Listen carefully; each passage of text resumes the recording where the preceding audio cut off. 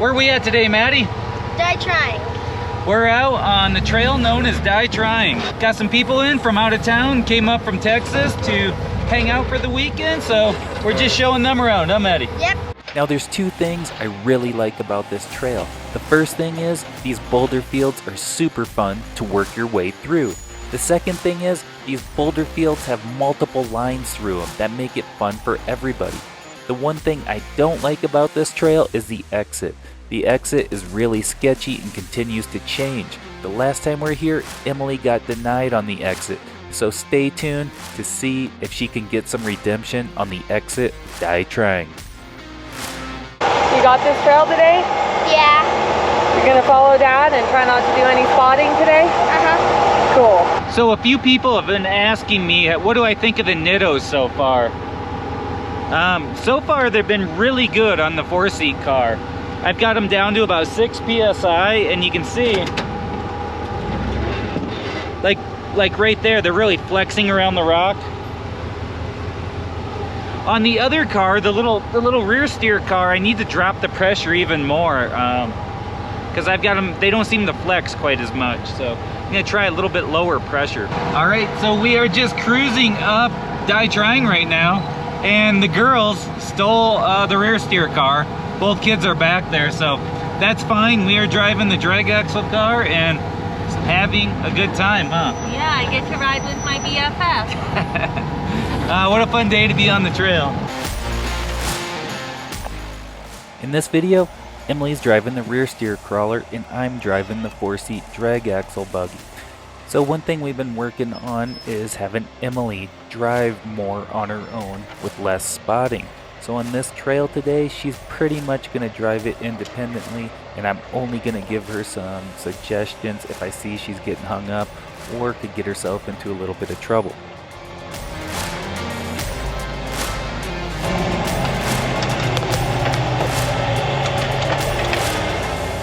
Now Die Trying is a great trail for this sort of driving because it's basically got some large boulder fields that have multiple lines through it.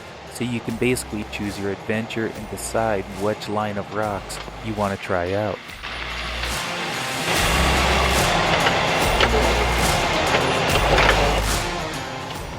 So right here, this is a good example of Emily just feeling it out. And so what she does right here is she starts to get her rear differential hung up on this rock that's sticking up right underneath of her. So there's a couple different things you can do here. You can either back up and move one way or another, or if you don't have rear steer, you have to back up a whole lot farther than turn the front to avoid that rear diff. However, what she does is really good right here. She just uses the rear steer that's on the car and works it until one of the tires grabs and pulls that diff up and over the pointed rock.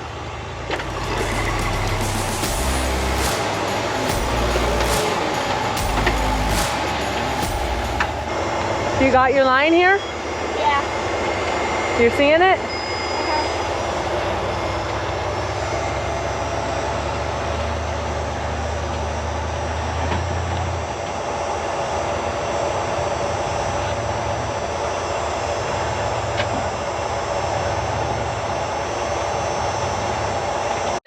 Alright, Ems, we got this big square boulder up here. What kind of line are you going to take? The line Dad took? You're just going to copy Dad? Yeah. He doesn't have rear steer though.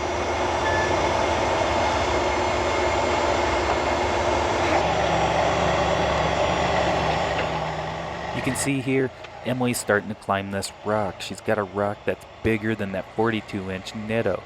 And the back passenger side is also trying to climb over a rock, so she's basically trying to climb 2 ledges at once. So the car's able to do that, the tires are able to hold on, and she's able to get that front end up and over there. Now she has to get the back end to follow the same way.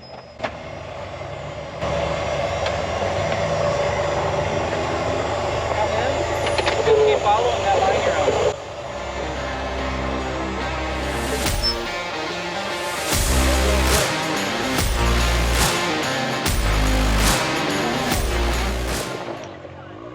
I can honestly say, I've never seen any side-by-sides go up this trail. I'm sure some have before, but this is the first time I've seen any do it. Now, It takes a lot of patience and some good driving to get a side-by-side with 32-inch tires or 35-inch tires up through these rocks. You really have to carefully pick your line. But one advantage with the side-by-sides is, like this one right here has portals. It can float over some rocks that might catch a regular type differential. Now this is a cool buggy right here. It's got rock bouncer type styling. However, he's got it geared very low, so it's not gonna completely just spin the tires every time you hit the gas like a typical rock bouncer would. This one's geared nice and slow. However, it's got a pretty spicy motor. You can see here, Emily's doing a great job picking her way through these rocks and using rear steer completely on her own.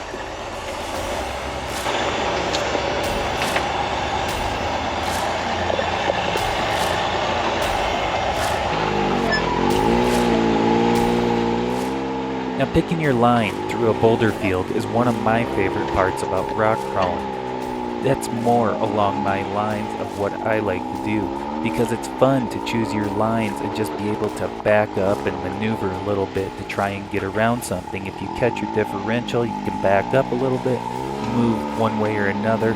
It's nice and slow and technical.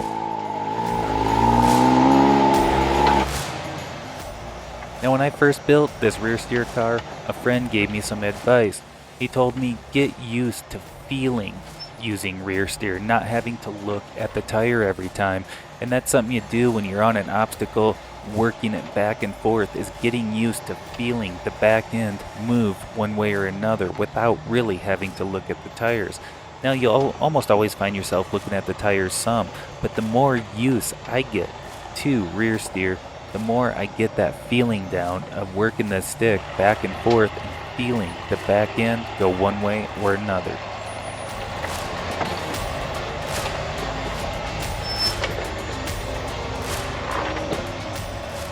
It seems like every time I drive the drag axle car now, I find myself just reaching for the rear steer stick to try and turn it one way or another. I have to think about it because I've gotten so used to it. It's almost like driving an automatic transmission vehicle when you're used to driving a clutch. It's like sometimes when I'm driving my truck, I'll go to push down on a clutch that isn't even there because I'm so used to it. That's kind of what it's like, driving a drag axle again after getting used to rear steer.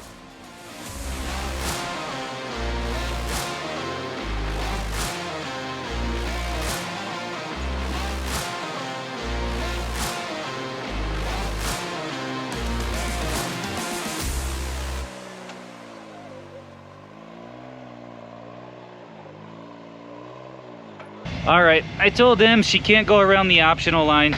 She's got to try this one. All right, Em, do you remember how to do this one? Are you scared, Maddie? No. My arms are crossed. Hold on to your safety belt. Emily has to be careful here because she's got her little sister riding with her, and she can't drop that passenger side down onto that rock. She also has to be careful on her tire placement, not to get bound up or stuck. Now I did say I'm not going to spot her on the main part of the trail, and she's going to drive the main part of the trail completely independent. However, this spot's kind of tricky, so I'll probably end up giving her a little bit of advice. But what I'm doing right here is letting her feel it out. I told her put the tires wherever she wants, whatever she thinks she needs to do, and let's see what happens.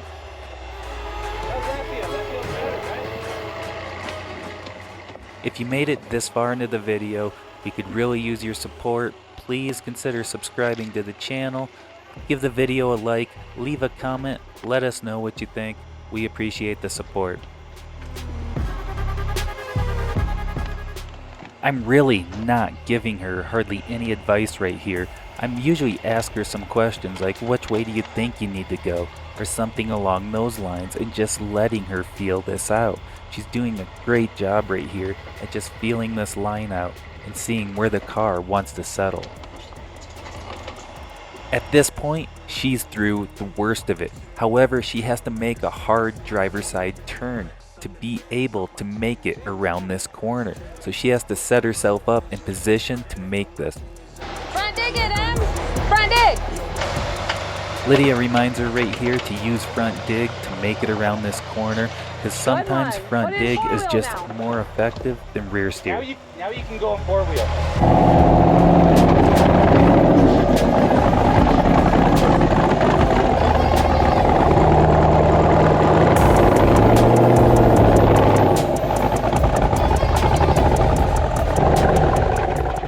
This car has quite a bit longer wheelbase than our car, so it's got to approach this obstacle just a little bit differently.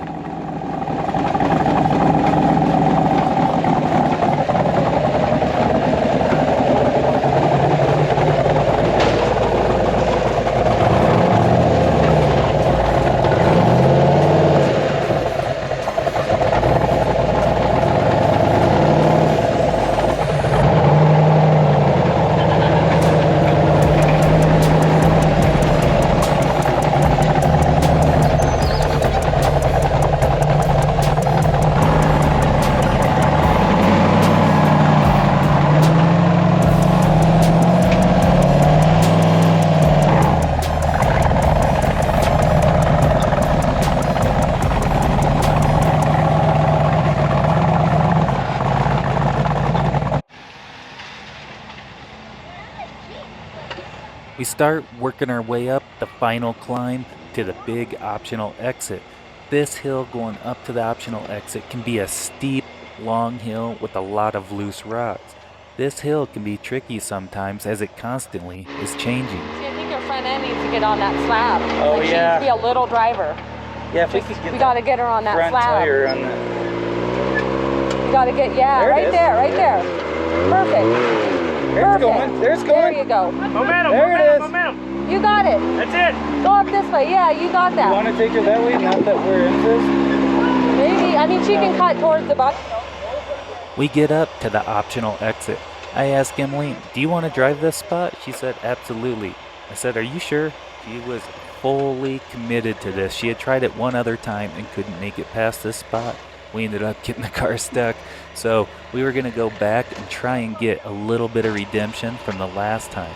Now this is a big undercut wall, so we have to approach it at an angle.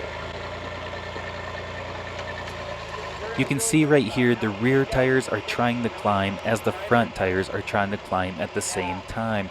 This ledge is basically the same length as my wheelbase. So as the front tires are trying to climb, the back tires can't get up on step either, and it's real easy to slip back off like we did right here.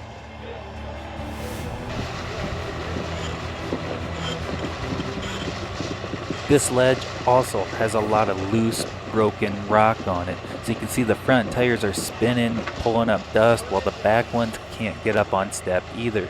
We have to keep slowly working it back and forth and working that rear steer to try to get that rear axle to get up on that ledge.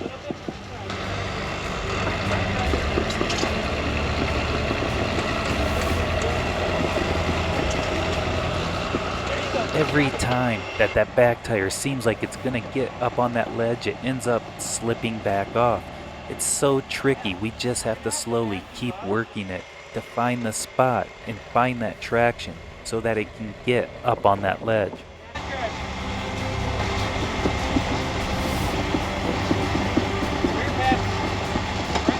As we start working the cliff ledge back to the passenger side, we start to get onto something. That back passenger rear tire starts to slowly climb to get up and over this point. Yay, go Em, you got it! Go, go, go! Right here, Emily has to stay fully committed because if she lets off the gas, it's going to slide back down. And at this point, she's getting dangerously close to that driver's side and sliding over into the tree where we got stuck the last time we were here. Rear driver. So at this point, you want it to settle out, so you don't like dip one way or another. Too far driver. A little too far driver, but you're This hill is really intimidating because it's a long hill down below where the camera shows, and this cliff ledge is sitting at the top of it. So it's really intimidating being up near the top of it and looking at how far down it goes.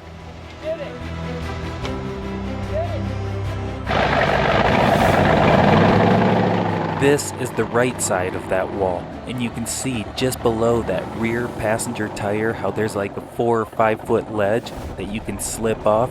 The hard part of this is getting that front driver tire to climb up on that ledge and not have that rear passenger tire slip off of it. Because if you slipped off at this point, it's a long way back down that hill.